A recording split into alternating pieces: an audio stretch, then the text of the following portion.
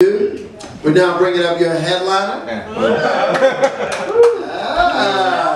Y'all, please. He's been recording this all night. He's gonna jerk off to this later on. Y'all put your hands together for Aaron Sia.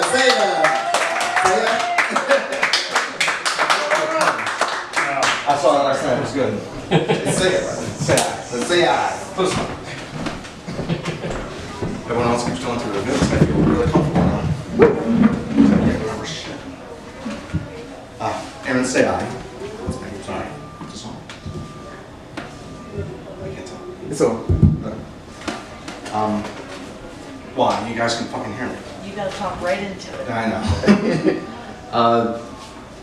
I hate to resort to lowbrow comedy, but I kind of have to after what I experienced over the weekend. I have a really bad fear of heights, and I finally realized where the phrase "scared shitless" comes from. My friend decided to give me his VR headset, and there was an app that kind of overcome your fears. One of them being heights, and it put me. Let me see. I don't remember the name. It's the Sidu River Bridge in China, which sits 1,600 feet off the ground. So being scared shitless is when your asshole puckers up like that, because that's exactly what I felt just looking down in the VR headset. I'm in a room, floor, level, walls. I'm not really there, but my brain thinks I am. So yeah, scared shitless. There's nothing being pushed through that asshole when you're sitting 1,600 feet off the ground. To continue with lowbrow humor, I have to say, does anyone know anyone that kind of farts in their sleep? Sure. Do you fart in your sleep? Yeah, I think so. I hung out with my friend the other day, yesterday for Sunday Night Football, and we drank a little bit, and he fell asleep while we were watching, and he lets one rip, and it's an extremely long one. I thought he was voiding his bowels. That's how long this was. So I checked his pulse, and so he died. It's okay, I called 911 after the game was over. I mean, everything's fine. So, but because he voided his bowels, now my couch is considered medical waste, which is a lot better than the name I originally gave my couch. I originally named it R. Kelly, because not for what you think, because it smelled like piss.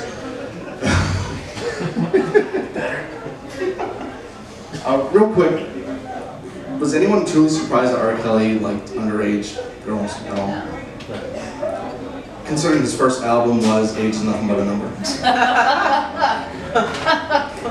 Furthermore, he helped co-write a song for Michael Jackson, You Are Not Alone.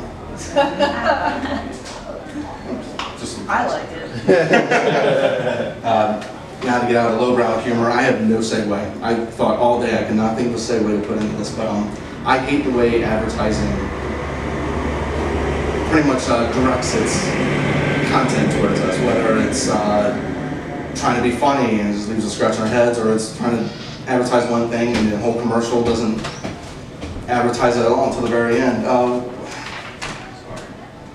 For instance, there's a Wells Fargo commercial where a son in college forwards money to his mom to finish with a kitchen remodel. I've never been to college. I seriously doubt a college student forwards any money to anyone, especially for a kitchen remodel.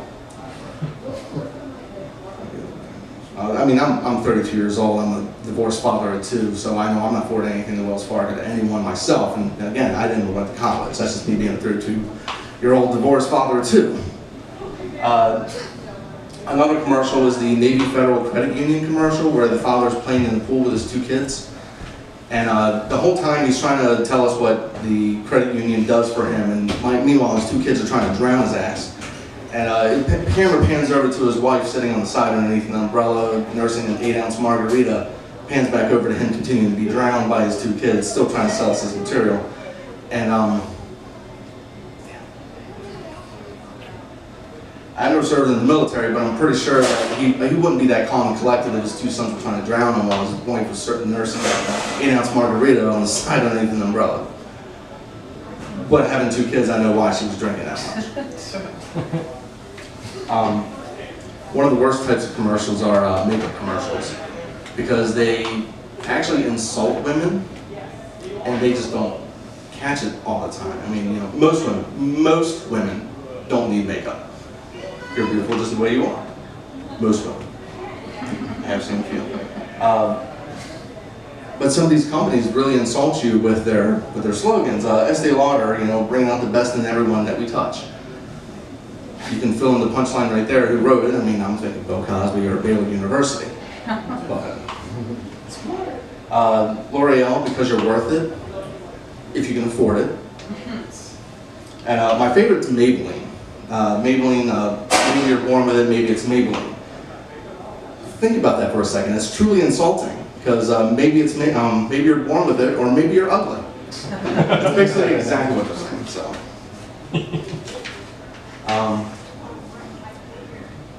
wrapping this up. I actually suffer from agoraphobia, so even this small crowd with no actual crowd is enough to keep me nervous and passing through the time, losing my steps. I'm glad everyone else went to their notes, so I can too.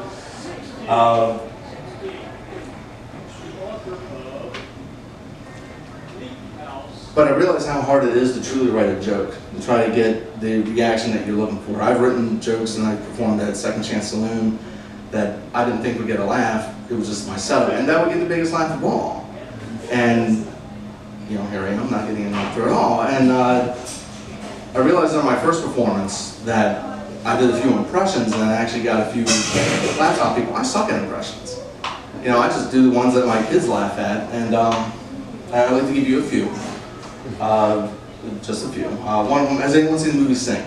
The movie Sing, with the animals that sing or something? Really? Maybe I should say that. Have you seen it? Like, if you're a teacher, I kind of understand how kids are. Have you seen it? All right, you know Gunther, right? I don't have kids. No, they got it, right? Nick Kroll does the voice of him. So I do that voice all the time with my kids, you know, trying to tuck them to sleep, you know, no time for bed now. And I can do a few other impressions. I don't want to overdo it. Like I can do Cobra Commander. I won't bore you with it. I can do Stitch from Lilo and Stitch, or Azrael the Cat from Smurfs, which is completely obscure. If you really think about it, wants to do that. I surprised myself because I could actually do Optimus Prime. I did it my first time here a couple months ago, and really, someone said something about Charlottesville, and my joke just went up right out the window. But I mean, you know, for the sake of it, I'll do my impression anyway. I want to see if I can still do it. I am Optimus Prime, and I apologize for Paul Walker. Nothing. Okay. I'll wrap it up. I do want to give you my best impression. I've worked really hard on it. It took me a couple years to kind of actually master. So, for you, for the small crowd, I'd like to give you my impression of my father.